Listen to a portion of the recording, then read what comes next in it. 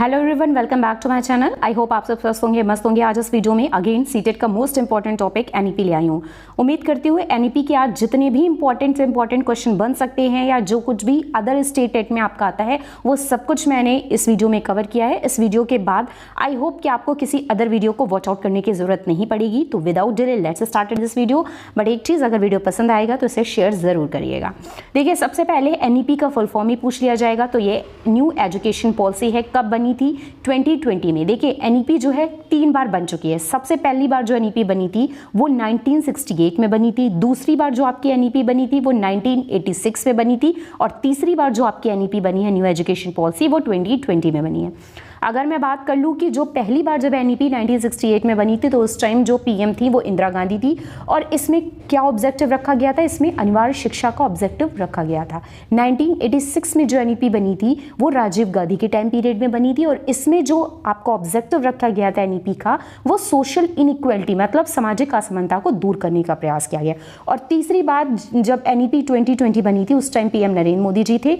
इसमें जो बेसिकली शिक्षा का लक्ष्य रखा गया है कि बच्चों को क्लास 5 तक उनके मदर टंग में जो है एजुकेशन प्रोवाइड की जाए, उनमें कुछ टेक्निकल एजुकेशन प्रोवाइड की जाए ताकि वो बिजनेस वगैरह कर सके, एंटरप्रेन्योरशिप को बढ़ावा मिले, ठीक है। और कुछ बच्चों में अलग से क्रिएटिविटी इनहेंस हो ताकि बच्चे केवल गवर्नमेंट सर्विस पे ना डिपेंड होके कुछ अपना खुद का क्रिएटिव करे, ठीक है। इसके बाद बात कर लेते हैं जो नेशनल एजुकेशन पॉलिसी 2020 है, इसमें किस पैटर्न पे बल दिया गया। देखिए, अभी तक जो पैटर्न चल रहा था, मतलब बिफोर 2020 वो 10+2 मतलब हाई स्कूल के बाद इंटर आपने कर लिया, दैट मीन्स ये पूरा प्रोसेस चल रहा था। बट अब जो नेशनल एजुकेशन पॉलिसी 2020 की आई है इसमें मैंने 5 3 का स्क्वायर 4 लिखा है। दैट मीन्स कि 2 बार यहाँ पे 3 रिपीट हुआ है। शॉर्ट में आप बोलिए 534 या 5 3 स्क्वायर 4, जैसे भी आपको याद रखना हो वो आपके ऊपर डिपेंड है। मतलब 5 + 3 + 3 + 4। देखिए, जो 5 ईयर है इसमें आपका अर्ली चाइल्डहुड एज भी आएगी, आपकी फाउंडेशन एज भी आएगी। जो 3 ईयर्स है उसमें आपके मिडिल स्कूलिंग आएगी। अगेन जो 3 ईयर्स है उसमें आपकी सेकेंडरी स्कूलिंग आएगी।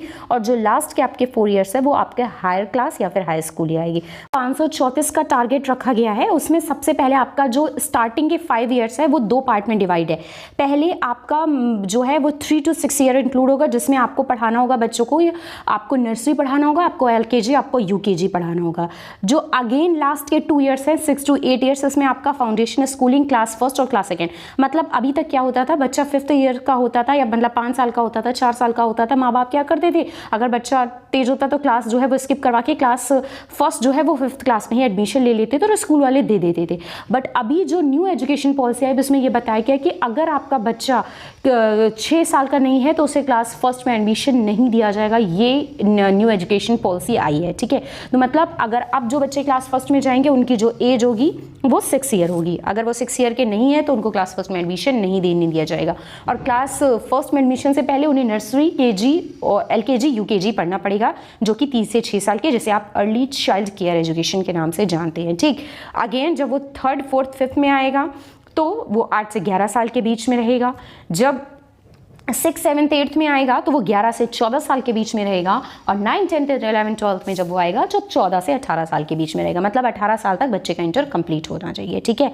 अच्छा, एक चीज़ इसमें याद रखिएगा कि राइट टू एजुकेशन एक्ट जो 4 अगस्त 2009 में बना था बट जिसे लागू 1 अप्रैल 2010 में किया गया था, उसमें केवल और केवल आपका क्लास 1 से लेके, ठीक है, क्लास 8th तक की निःशुल्क एवं अनिवार्य शिक्षा की बात कही है। मतलब कि 6 से लेके 14 साल तक के बच्चों की निःशुल्क एवं अनिवार्य शिक्षा की बात की गई है।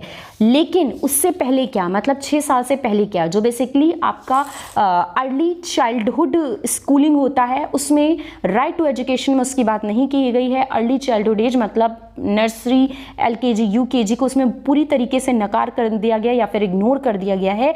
और उसी की कमियों को दूर करने के लिए ही न्यू एजुकेशन पॉलिसी लाई गई, जिसमें ECCE पर बहुत ज़्यादा जोर दिया गया। और ECCE क्या है? अर्ली चाइल्ड केयर एजुकेशन, जिसमें बच्चों को आप नर्सरी पढ़ाओ, पहले बच्चे का फाउंडेशन क्लियर करो, फिर बच्चों को आप एलकेजी पढ़ाओ, फिर यूकेजी पढ़ाओ। बेसिकली अगर हम कहें कि ECCE जो जोर देता है अर्ली चाइल्ड केयर एजुकेशन, इसमें बच्चों को लर्निंग बाई प्ले, मतलब बच्चों को आपको खेल से सिखाना है, ठीक है, बच्चों को राइटिंग सिखाना है, बच्चों को रीडिंग सिखाना है, बच्चों को अपने आप को एक्सप्रेस करना सिखाना है, ठीक है, बेसिकली कम्युनिकेशन उसका स्ट्रॉन्ग करना है। तो ये सब चीज़ें आप अर्ली चाइल्ड केयर एजुकेशन में आप करेंगे और ये कहाँ किस चीज़ की कमी को दूर करता है, आरटीआई की कमी को दूर करता है, ठीक है, क्योंकि आरटीआई 6 से लेकर 14 साल तक के बच्चों के निःशुल्क एवं अनिवार्य शिक्षा पर ही बल देता है। नेक्स्ट एक चीज़ याद रखिएगा कि जो न्यू एजुकेशन पॉलिसी है इसका टारगेट रखा गया है कि 2030 तक इसे पूरे इंडिया में अच्छे से लागू कर दिया जाए। अगर करंट में बात करूं तो एनईपी जो है वो पूरे इंडिया में लागू नहीं है,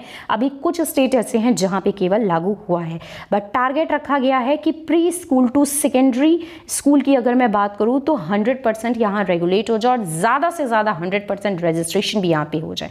और 2035 तक टारगेट रखा है कि कम से कम हायर एजुकेशन में 50% जो है वो एनईपी लागू हो जाए। हायर एजुकेशन मतलब कि 9 to 12th class, 9 to 12th class मतलब 14 to 18 ईयर्स, ठीक है। अगर हम बात कर लें कि देखिए एनईपी नेशनल एजुकेशन पॉलिसी 2020 के मतलब किसकी समिति में या किसकी अध्यक्षता वाली समिति में लागू किया गया था, तो इसरो के पूर्व अध्यक्ष थे कस्तूरी रंगन जी, उन्हीं की अध्यक्षता वाली समिति में इस एनईपी को लागू किया गया, ठीक है।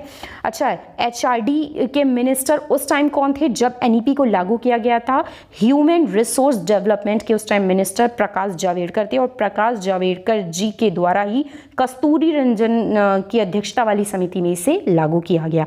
बाद में ह्यूमन रिसोर्स डेवलपमेंट का नाम बदलकर मिनिस्ट्री ऑफ एजुकेशन रख दिया गया, एजुकेशन मिनिस्टर नहीं, मिनिस्ट्री ऑफ एजुकेशन रख दिया गया है, ठीक है। अब यहाँ बात इसरो की हो रही है तो तुरंत पढ़ लेते हैं कि इसरो भारत की संस्था है और नासा जो है ये अमेरिका की संस्था है। इसरो कब बना था? 15 अगस्त 1969 में बना था। नासा कब बना था? 1958 में बना था। अच्छा, 1969 में एक घटना और हुई थी, पहली बार नील आर्मस्ट्रांग जो थे वो अंतरिक्ष पे गए थे 1969 में। अगर पूरा क्वेश्चन आता है कि एनईपी 2020 किस दिन बना था या किस महीने बना था, तो एनईपी 2020 29 जुलाई को बना था और 29 जुलाई से आपको एक चीज़ याद रखिएगा कि 29 जुलाई को ही नेशनल टाइगर डे भी सेलिब्रेट किया जाता है, ठीक। नेक्स्ट कुछ इंपॉर्टेंट देख लेते हैं। देखिए सबसे पहले बात करें कि ये जो एनईपी आया है आपका 1964 में, देन आपका आया है 1968 में आया, देन आपका 1986 में आया, देन आपका 2020 में है। तो इसकी उदय कहाँ से हुआ, इसका जन्म कहाँ से हुआ? तो आपको पता होना चाहिए कि 1964 में कोठारी कमीशन आया था और कोठारी कमीशन के जितने भी ऑब्जेक्टिव थे कि मतलब स्कूली स्तर पे बच्चों पे ध्यान दिया जाए, माध्यमिक स्तर पे बच्चों पे ध्यान दिया जाए, प्राथमिक स्तर पे बच्चों पे ध्यान दिया जाए। ऑलरेडी मैंने अपने एनआईओएस वाले वीडियो में बहुत अच्छे से एलैबोरेट किया, अगर आपने नहीं देखा तो आप वो वीडियो जाके देख सकते हैं। तो जो भी कोठारी कमीशन के ऑब्जेक्टिव थे उन सबको एक साथ सम अप करके एनईपी 1968 को लागू किया गया था पहली बार, ठीक। अगेन आता है कि ईसीसीई क्या होता है, तो ECCE early child care and education जो है इसे ही ईसीसी बोलते हैं। इसमें बच्चों को लर्निंग बाय प्ले पे जोर दिया जाता है, मतलब बच्चों को जो भी कुछ सिखाया जाए वो खेल के माध्यम से सिखाया जाए। खेल के माध्यम से जब भी बात आती है तो आपको दो साइकोलॉजिस्ट का नाम याद रखना है, एक मारिया मॉन्टेसरी का और किंडरगार्टन का। अगर मैं किंडरगार्टन बात करूं तो किसने दिया था? फ्रॉबेल ने दिया था। मारिया मॉन्टेसरी ने भी बल दिया कि बच्चों को खेल के द्वारा सिखाया जाए। नर्सरी किसकी देन है? तो मारिया मॉन्टेसरी की देन है नर्सरी। और केजी किसकी देन है? केजी का फुल फॉर्म होता है किंडरगार्टन। किंडरगार्टन आपके फ्रॉबेल की देन है, जिसे लोअर किंडरगार्टन और अपर किंडरगार्टन के नाम से जाना जाता है, ठीक है।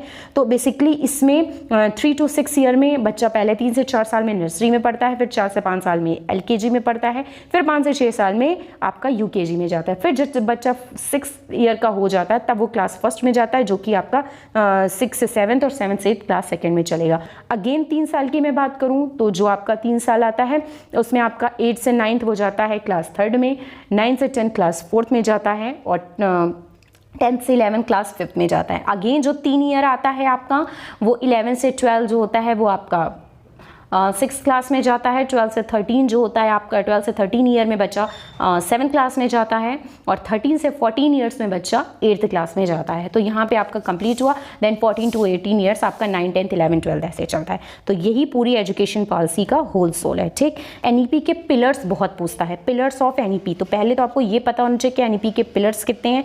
एनईपी के 5 पिलर्स है। कौन कौन से हैं? एक्सेस, इक्विटी, क्वालिटी, अफोर्डेबिलिटी और अकाउंटेबिलिटी। एक्सेस मतलब होता है पहुंच।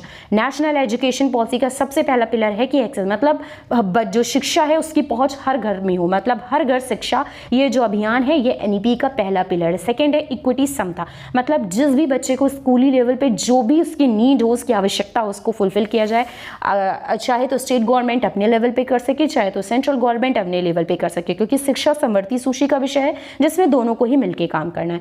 थर्ड है क्वालिटी, गुणवत्ता, बच्चों को जो भी एजुकेशन प्राइमरी स्कूल में प्रोवाइड की जाए वो गुणवत्ता वाली हो, मतलब बच्चे की एजुकेशन क्वालिटी से कोई कॉम्प्रोमाइज ना हो। फोर्थ है आपका अफोर्डेबिलिटी, जिसे आप बोलते हैं वहनीयता। वहनीयता वही जो भी आरटीआई के द्वारा राइट टू एजुकेशन एक्ट 6 से लेकर 14 साल तक के सभी बच्चों को निःशुल्क एवं अनिवार्य शिक्षा प्रोवाइड की जा रही है, उस कार्यक्रम को सफलतापूर्वक जो है वो सफल किया जाए। लास्ट आता है अकाउंटेबिलिटी, जवाबदेही, मतलब जब बच्चों का रिजल्ट आए तो उसमें सभी बच्चे जो है सफल हो, और इन केस अगर सफल नहीं होते तो उसमें बच्चे की गलती नहीं होती, उसमें एजुकेशन सिस्टम की गलती होती है। एज ए टीचर आपकी गलती होती है, बच्चे की कोई गलती नहीं होता। यही एनईपी में बहुत ही क्लियर में बताया गया है, जिसको सीटेट जो है वो पूरी तरीके से फॉलो करता है। आता है 360 degree multi dimensional report card. देखिए 360 मल्टी डायमेंशनल रिपोर्ट कार्ड एक ऐसा रिपोर्ट कार्ड होता है जिसमें बच्चे की होलिस्टिक डेवलपमेंट पे बहुत ध्यान दिया जाता है। अब होलिस्टिक डेवलपमेंट की अगर मैंने बात की है तो इसमें 3 प्रकार के डेवलपमेंट आते हैं, कॉग्निटिव डेवलपमेंट, अफेक्टिव डेवलपमेंट और साइकोमोटर डेवलपमेंट। जैसे ही कॉग्निटिव, अफेक्टिव और साइकोमोटर डेवलपमेंट आएगा तुरंत आपके दिमाग के ब्लूम की टैक्सोनॉमी आनी चाहिए, क्योंकि जो लर्निंग डोमेन दिया है उन्होंने यही 3 दिया है। अब कॉग्निटिव डेवलपमेंट में आपका माइंड, आपका थॉट, आपका हेड आता है, अफेक्टिव में आपकी इमोशन, आपकी फीलिंग आती है, और साइकोमोटर में एक्शन और डूइंग आता है।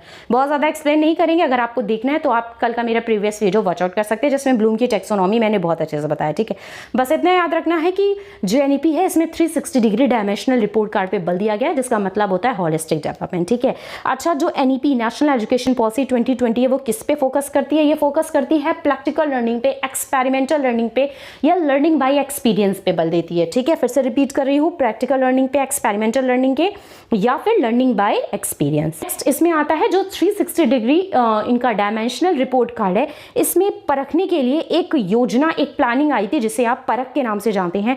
पेपर में परख का फुल फॉर्म पूछता है तो फर्स्ट है आपका performance assessment review analysis knowledge for holistic development. 360 holistic जो भी रिपोर्ट कार्ड है एनईपी 2020 का, उसी की ही एक योजना है।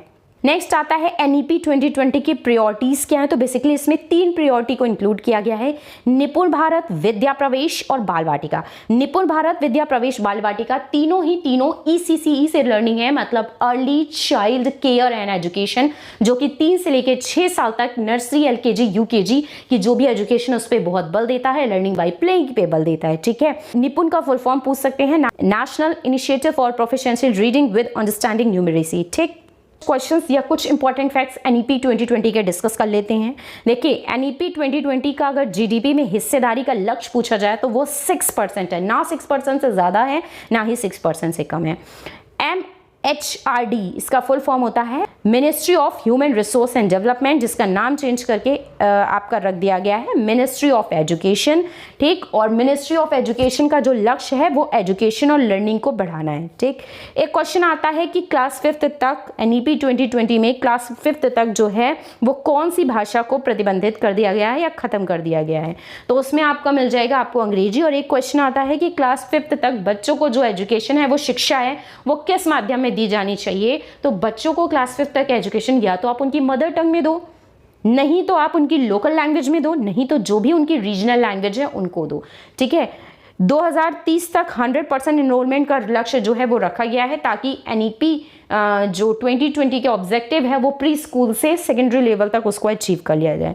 चेक शिक्षा विकास एजेंडा 2030 का लक्ष्य क्या है, तो इसमें 3 लक्ष्य को रखे गए हैं, एक तो गुणवत्तापूर्ण शिक्षा दी जाए, एक जीवन पर्यंत शिक्षा दी जाए, और तीसरा समावेशी शिक्षा दी जाए। नेक्स्ट क्वेश्चन आता है कि नेशनल लिटरेसी मिशन जो है, मतलब राष्ट्रीय साक्षरता मिशन कब से शुरू हुआ, तो जब से आपकी दूसरी एजुकेशन पॉलिसी आई 1986 की। पहली 68 में आई थी 1968 में, दूसरी 1986 में, और तीसरी अभी हम पढ़ ही रहे हैं 2020 की। तो जब दूसरी एजुकेशन पॉलिसी आई तभी से आपका नेशनल लिटरेसी मिशन जो है वो स्टार्ट हो गया। एक क्वेश्चन आता है कि जो ये नई शिक्षा नीति 2020 है वो कितने साल बाद आई, तो ये लगभग आपके 34 वर्ष के बाद आई है। ठीक है, BO का full form block education officer होता है। SDPP का full form school development planning या स्कूल डेवलपमेंट प्लान, कुछ भी आ जाए, मतलब स्कूल विकास योजना हिंदी में बोलते हैं, ठीक है। क्वेश्चन आता है ड्राफ्टिंग मेंबर ऑफ NEP 2020, ठीक है। Drafting member national education policy 2020 के अध्यक्ष कौन थे? तो इसका आंसर आप मुझे कमेंट बॉक्स में देंगे, इसका आंसर मैं नहीं दूंगी, ठीक। सबसे पहली स्लाइड में ही मैंने बहुत ही अच्छे से क्लियर किया। क्वेश्चन आता है NEP 2020 में क्लास 5 तक कौन सी लैंग्वेज को खत्म कर दिया गया है, बंद कर दिया गया है? तो इंग्लिश तक। क्लास 5 तक बच्चों को इंग्लिश पढ़ाने की कोई जरूरत नहीं, उन्हें आपको जो भी एजुकेशन देना है या तो मदर टंग में दीजिए या फिर लोकल लैंग्वेज या उनकी रीजनल लैंग्वेज में, ठीक। भारत के पहले शिक्षा मंत्री कौन थे? तो रमेश पोखरियाल निशंक थे। कभी कभी रमेश निशंक मिल जाएगा, कभी कभी रमेश पोखरियाल मिल जाएगा, फुल नाम है इनका रमेश पोखरियाल निशंक, ठीक। पहले था ह्यूमन रिसोर्स डेवलपमेंट, अभी इसका चेंज हो गया मिनिस्ट्री ऑफ एजुकेशन हो गया है, ठीक। वोकेशनल कोर्स कब से स्टार्ट करने की बात NEP 2020 में कही गई है? तो क्लास 6 से, मतलब कि मिडिल स्कूल से। मिडिल स्कूल बोले तो आपका 11 से लेके जो 14 ईयर्स तक का टाइम पीरियड होता है, जिसमें क्लास 6, 7, 8 आता है, तो वहीं से आपकी वोकेशनल जो कोर्सेज है वो स्टार्ट होने की बात की गई है। लास्ट आपकी स्लाइड है कि ऑपरेशन ब्लैक बोर्ड कब से स्टार्ट हुआ? तो ऑपरेशन ब्लैक बोर्ड 1987 से 88 में हुआ। कितनी शिक्षा नीतियां आई हैं? 3 आई है, 1968 की, 1986 को और 2020 की, ठीक।